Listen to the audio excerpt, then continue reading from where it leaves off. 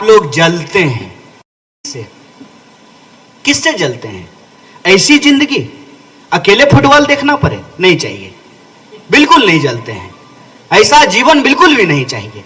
हम सिर्फ इस देश के जिम्मेदार विपक्ष होने के नाते जो आपने बताया था, जो आपके द्वारा कही गई बातें थी, उसी से जुड़ा हुआ कुछ सवाल पूछ रहे हैं। हमने नहीं कहा था, आपने ही कहा था। आपने कहा था कि 100 स्मार्ट सिटी बनाएंगे, आपने कहा था 100 दिन में काला धन लेके आएंगे, आपने कहा था कि हर साल 2 करोड़ नौकरी देंगे, तो 18 करोड़ नौकरी होना चाहिए 9 साल में।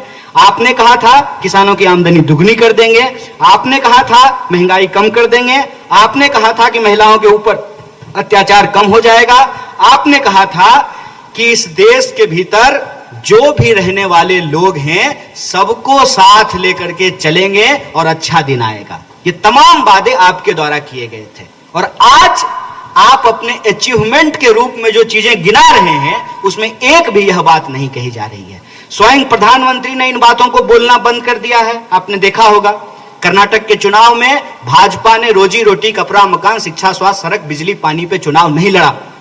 आपने हिमाचल का चुनाव देखा होगा, भाजपा में रोजी रोटी, कपड़ा, मकान पे चुनाव नहीं लड़ा। और आज आप कहीं भी बीजेपी के लोगों से बात करके देख लीजिए, आप जो ही रोजी रोटी की बात करेंगे, जो ही आप रोजगार की बात करेंगे, जो ही आप महंगाई की बात करेंगे, तो जानते हो क्या कहेंगे? तो महंगाई कम करना प्रधानमंत्री का काम है, रोजगार देना प्रधानमंत्री का काम है। तो रोजगार देना प्रधानमंत्री का काम नहीं है तो बिजली के खंभे का उद्घाटन करना भी प्रधानमंत्री का काम नहीं है, वो काम विद्युत मंत्री का है। रेल का उद्घाटन करना रेल मंत्री का काम है, विदेश जाना विदेश मंत्री का काम है, वित्त पे कानून बनाना वित्त मंत्री का काम है, और कानून पे, व्यवस्था पे बात करना कानून मंत्री का काम है।